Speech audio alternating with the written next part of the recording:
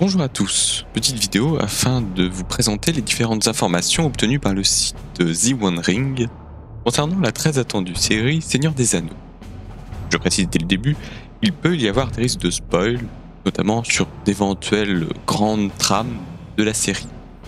Tout en gardant à l'esprit que bien que le site ait tenté autant que possible de confirmer ces informations, celles-ci pourraient s'avérer finalement fausses. Pour rappel, la série produite par Amazon a pour ambition de nous plonger en Terre du Milieu à l'époque du Second Âge. Contrairement à ce que beaucoup imaginaient, la série ne se cantonnera pas à nous faire vivre l'histoire uniquement des hommes de Numénor, mais bien aussi celle des elfes et des nains à cette période où les anneaux de pouvoir furent créés, comme nous avons pu le découvrir via le synopsis officiel de la série en janvier 2021. La série produite par les studios Amazon explore l'histoire inédite des légendes héroïques du légendaire Second Âge de l'histoire de la Terre du Milieu. Ce récit épique se déroule plusieurs milliers d'années avant les événements du Hobbit et du Seigneur des Anneaux de J.R.R. Tolkien, et plongera ses téléspectateurs au cœur d'une époque où de grandes puissances ont vu le jour, des royaumes glorieux ont sombré dans la ruine, où d'improbables héros ont fait valoir leur valeur, où tout espoir reposait sur la plus faible des chances, et où le plus grand méchant imaginé par Tolkien menaçait d'étendre ses ténèbres sur le monde entier. S'ouvrant par une époque où règne la paix, la série suit plusieurs personnages à la fois familiers et nouveaux venus, tous unis dans leur combat face aux forces du mal de la Terre du Milieu. Des profondeurs les plus sombres des monts brumeux, aux forêts majestueuses de la capitale des elfes de Lindon, au royaume insulaire à couper le souffle de Numénor, jusqu'aux confins du continent, ces royaumes et personnages bâtiront un héritage qui perdurera auprès de nombreuses générations. Entrons maintenant dans ce qu'il y a de nouveau. Tout d'abord, The One Ring nous apprend que la Tolkien Estate, structure qui gère l'ensemble des droits en lien avec l'œuvre du professeur Tolkien, est très satisfaite de l'avancement de la série. Ils n'ont, semble-t-il, jamais été autant impliqués dans une production, avec notamment la présence de 3 experts de Tolkien pour le plateau. Leur confiance en la production, qui sait peut-être l'argent, a même conduit à ce qu'ils attribuent à Amazon le droit d'utiliser certains éléments de l'histoire provenant du Silmarillion et des contes inachevés. Le plus gros du tournage s'est donc achevé en avril dernier, après 18 mois de production. Les reshoots sont encore en cours en Nouvelle-Zélande. Ce n'est en soi pas surprenant, c'est un procédé courant à la fois dans la production de séries ou de films, d'autant plus pour le lancement d'une série si ambitieuse. On se souviendra que le pilote de Game of Thrones avait subi des modifications assez radicales. En ce qui concerne le tournage lui-même, chaque race de la Terre du Milieu, hommes, nains et elfes, ont leur propre unité de production, ce qui suppose un récit centré sur ces 3 races à la fois.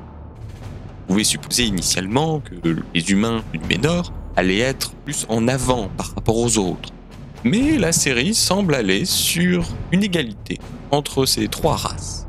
Une 4e équipe existerait même, faisant office de leurre en filmant de faux décors, sans rapport avec la série. Concernant le casting, l'acteur Tom Budge, qui a quitté le projet en mars dernier, aurait dû jouer le rôle de Celebrimbor.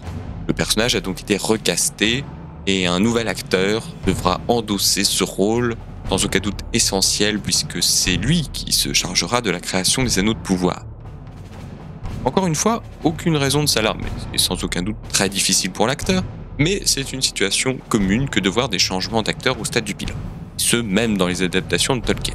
Stuart Townsend avait été engagé et s'était entraîné pour le Seigneur des Anneaux avant que Peter Jackson ne se ravise la veille du tournage et choisisse finalement Viggo Mortensen pour jouer le rôle d'Aragorn. Seconde information, Sir Lenny Henry jouera un hobbit, ou en tout cas un halflin, plus précisément sans doute un pied-velu. Pour anticiper les mauvaises langues concernant le choix de l'acteur, je me contenterai de lire un extrait de la page 12 du chapitre Les Hobbits de la communauté de l'anneau. Avant la traversée des montagnes, les hobbits s'étaient déjà divisés en 3 branches quelque peu différentes. Les pieds velus, les forts et les pâles. Les pieds velus étaient plus bruns de peau, plus petits et plus courts. Petites informations en vrac qui n'impliquent pas plus de commentaires que ça. les elfes, pour certains, auraient des cheveux plus courts que dans les films de Peter Jackson. Les trolls des cavernes seraient renommés trolls de glace, des questions de droit d'auteur, et Sauron pourrait ne pas apparaître dans la saison 1. Pour moi, l'identité de Sauron ne serait probablement dévoilée au mieux qu'à la toute fin de la première saison.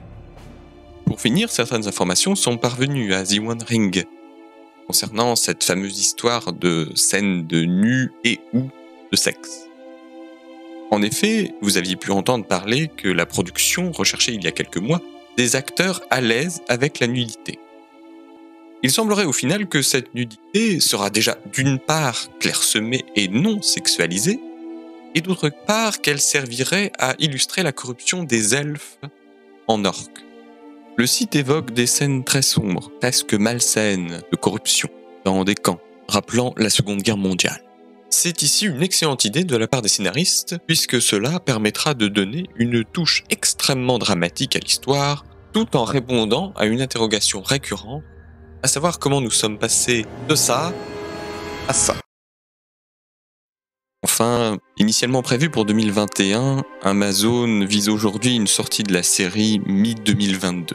Ça laisse à l'équipe de post-production 1 an, à peu près, afin de finaliser les effets spéciaux, la colorimétrie, le mixage. C'est ainsi tous les nouveaux éléments assez fiables que nous disposons actuellement sur cette série qui, plus que toute chose, tient à rester le plus secret possible. Quoi qu'on pense d'Amazon, forcé de reconnaître le soin tout particulier apporté à cette série, ou du moins à son écriture. J'espère avoir l'occasion de partager avec vous le plus tôt possible de nouvelles informations. Merci et à la prochaine.